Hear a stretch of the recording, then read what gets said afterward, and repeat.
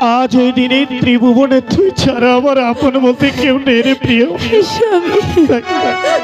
তাই তো জীবনের শেষ প্রান্তে এসে দাঁড়িয়ে আমি তোমাকে একটি কথা বলবো প্রিয়।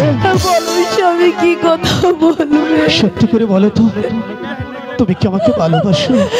আমার জীবনের চাইতেও বেশি ভালোবাসি। তাহলে আমাকে আমার হাত রেখে কথা দাও, আমার একটি কথা তুমি রাখবে প্রিয়। স্বামী, এই তো আমি কথা দিলাম, আমি তোমার সব কথা রাখবো। আমায় ভুল না গো,